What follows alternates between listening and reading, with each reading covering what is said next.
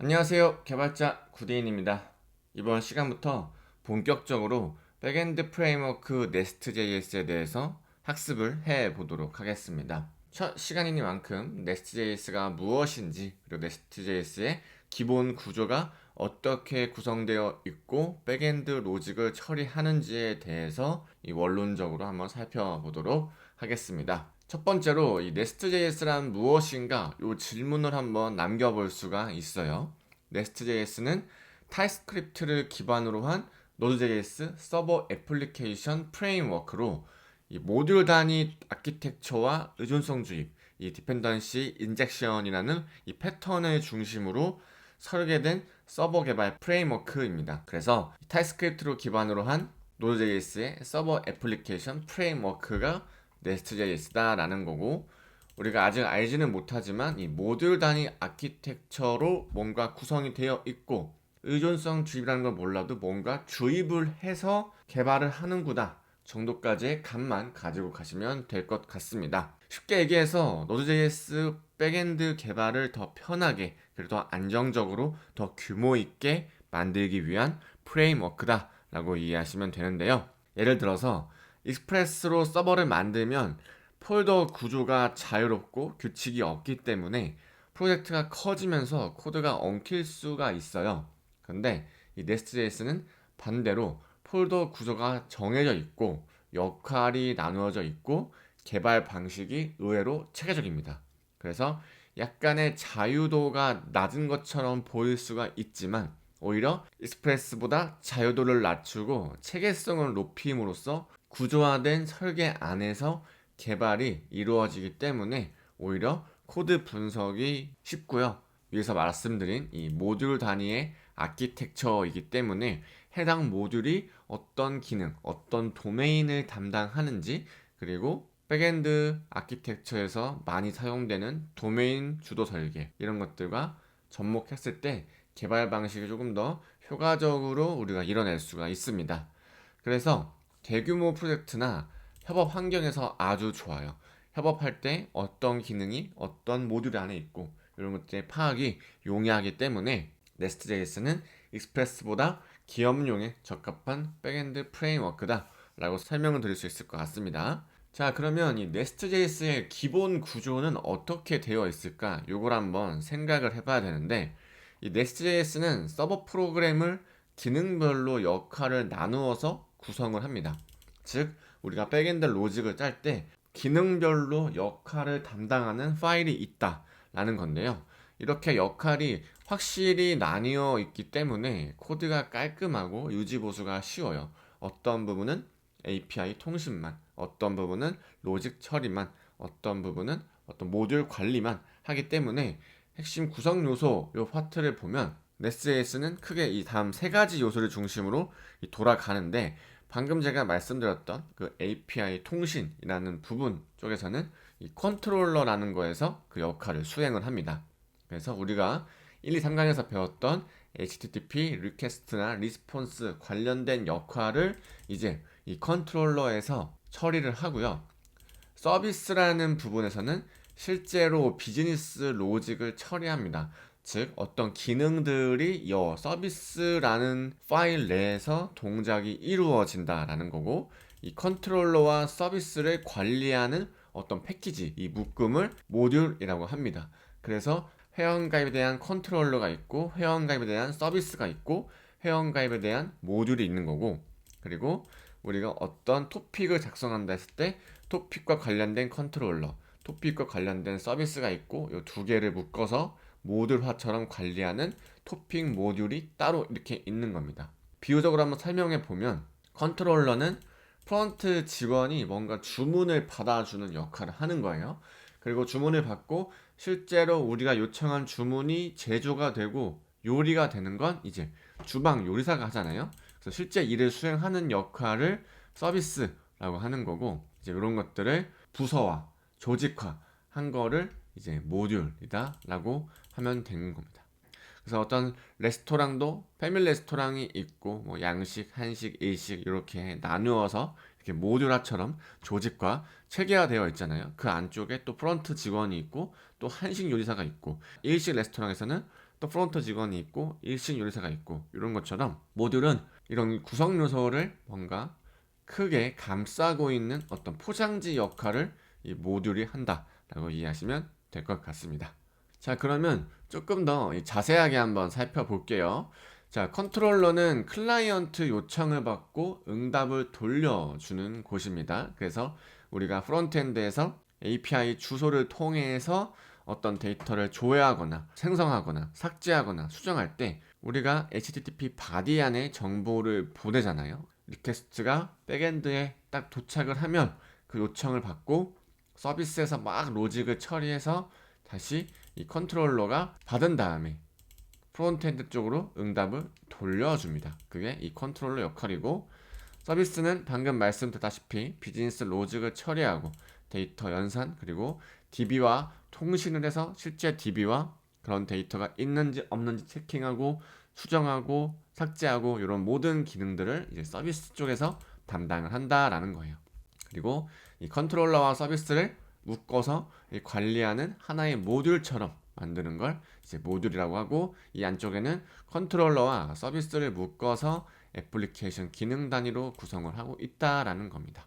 그래서 구조를 한번 이해해 보면 우리 클라이언트, 즉 프론트엔드에서 요청을 보내요. 그 요청을 백엔드 컨트롤러가 받은 다음에 요청을 받아서 얘를 서비스로 전달을 합니다. 그러면은 요청받은 내용을 토대로 비즈니스 로직을 처리해요. 이때 데이터베이스, API, 로직 이런 것들을 수행을 하는 겁니다. 정보가 있는지 없는지 체킹을 하고 삭제할 건지 말 건지 수정을 할 건지 말 건지 체킹을 해서 로직을 수행한 다음에 올바르게 로직이 수행되었으면 다시 컨트롤러로 이 결과를 전달을 하고 얘가 다시 프론트엔드, 즉 클라이언트로 데이터를 전달한다라는 거예요. 이 흐름이라고 이해하시면 됩니다. 그래서 이 클라이언트 응답에 우리가 직전 강의에서 배웠던 HTTP 스테이터스 코드 이런 것들이 뭐 200번, 201번, 204번, 뭐 404, 403, 401, 500 이런 번호들이 이 클라이언트 응답 이 시점에 전달이 된다라고 이해를 하시면 될 것 같습니다. 자, 그래서 그림을 한번 살펴보면 클라이언트가 HTTP 요청을 하면 이 컨트롤러가 그걸 받고요. 얘가 서비스로 그걸 전달합니다. 그 서비스가 DB와 통신을 하면서 데이터를 갱신을 하는 거죠. 그리고 이 부분이 다시 서비스가 컨트롤러를 거쳐서 HTTP 리스폰스를 다시 클라이언트 쪽으로 보내는 로직이에요. 그리고 컨트롤러와 서비스를 감싸고 있는 요거를 이제 우리가 모듈이라 한다라는 겁니다. 자, 그래서 모듈은 이 Nest.js에서 관련된 기능을 묶어두는 폴더다라는 거예요. 그래서 예를 들어서 우리가 웹 서비스 기능을 다음과 같이 정의했다고 가정하겠습니다. 자, 회원 기능, 로그인 회원 가입이 있고, 상품 기능, 상품 조회, 뭐 등록, 삭제, 수정 이런 기능들이 있겠죠. 그리고 주문하는 기능이 있어요. 이걸 토대로 Nest.js에서는 기능별로 모듈, 즉 폴더를 나눌 수가 있습니다. 자, 회원 관련은 유저스 모듈로, 상품 관련은 프로덕트 모듈로, 주문 관련은 오더스 모듈로 이렇게 관리를 하는 겁니다. 자, 그러면 이걸 왜 나눌까요? 위에서 설명드렸다시피 이 모듈화 시켜놓으면 해당 특정 기능별로 코드가 분리되어 있기 때문에 찾기가 쉬워요. 그렇기 때문에 유지 보수가 쉽고요. 기능을 추가할 때 이렇게 모듈로 만들어 놓으면 관련된 모듈 안에서 기능을 추가하면 되니까 확장이 쉬워요. 그래서 확장성을 극대화시킬 수가 있고, 이 모듈 안에서 서비스, 그래서 각각 관련된 비즈니스 로직을 처리하는 서비스가 모듈 안쪽에 프로덕트 서비스, 오더스 서비스, 유저스 서비스가 있기 때문에 이 안쪽에서 이 Nest.js가 자동으로 DI, 의존성 주입을 관리를 하는 겁니다. 그리고 협업이 쉽죠. 아무래도 맡은 바 임무만 이 모듈에서만 관리하면 되니까 코드가 사실 겹칠 일이 거의 없어요. 그래서 이 모듈화 아키텍처 설계가 꽤나 유용하게 쓰인다라는 겁니다.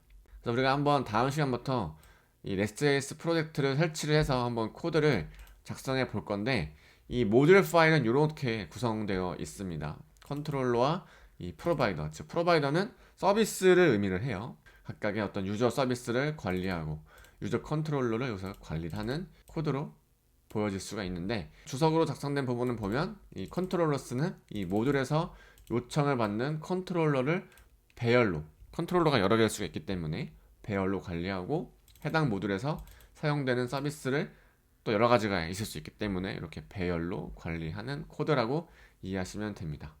그래서 모듈 안에는 보통 컨트롤러, 프로바이더, 익스포트 이렇게 되어 있는데, 익스포트는 말 그대로 이 유저스 모듈을 외부로 노출시켜서 활용할 수 있게끔 하는 명령어이고, 즉 키워드죠.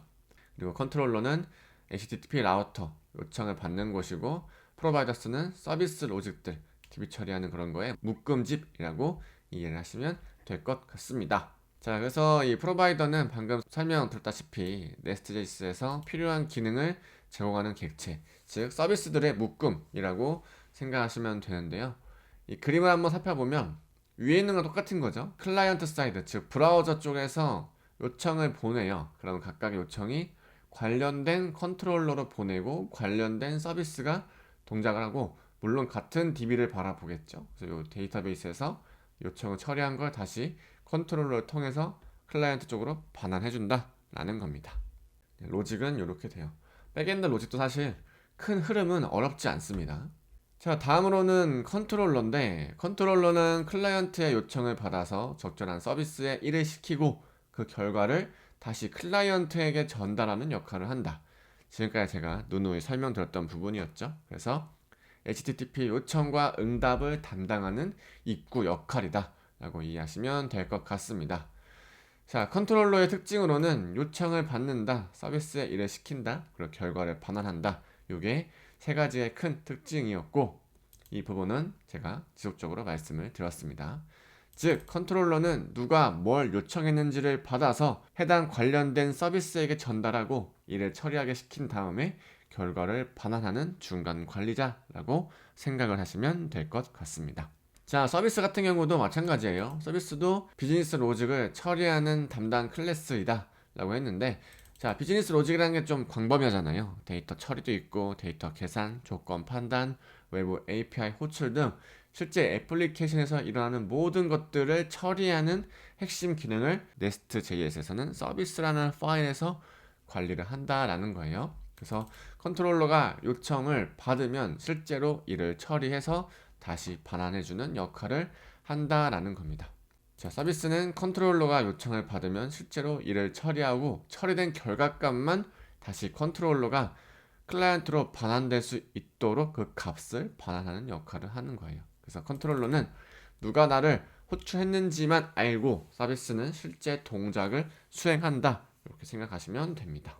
자, 마지막으로 이제 의존성 주입이라는 개념을 한번 살펴볼 텐데, 네스트.js에서는 이 서비스를 아까 위에서 설명드렸다시피 프로바이더에 등록을 해요. 모듈 쪽에서. 왜냐면 서비스가 여러 개일 수 있기 때문에 제공자라는 이름으로 관리를 하는 겁니다. 그래서 컨트롤러나 다른 서비스에 이렇게 주입해서 사용이 가능해요. 즉, 해당 비즈니스 로직을 처리하는 게 다른 서비스에서도 해당 로직을 처리할 수 있잖아요. 그래서 그 로직을 똑같은 코드를 쓰지 않고 이 서비스를 호출해서 쓰는 거예요.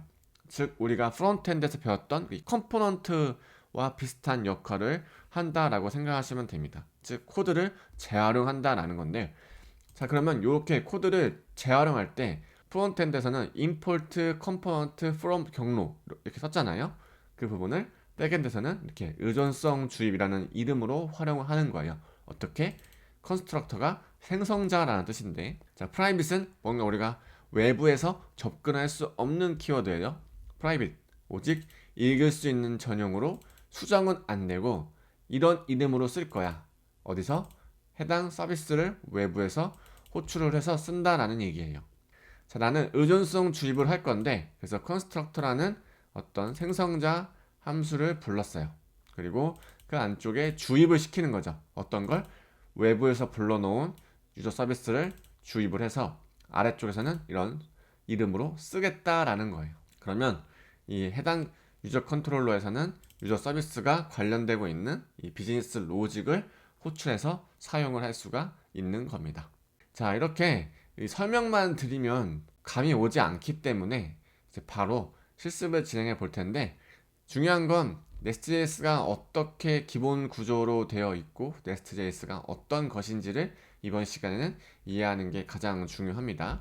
그래서 이 교육 자료는 제가 항상 고정 댓글로 남겨놓기 때문에 한 번씩 읽어보시고 이해가 안 되시면 본 강의를 반복 시청하셔서 다음 수업부터 실습을 진행할 거기 때문에 그 실습을 위한 토대를 잘 다진다고 생각하시고 복습 또 반복을 하셔서 준비된 상태로 다음 강의에 오셨으면 좋을 것 같습니다.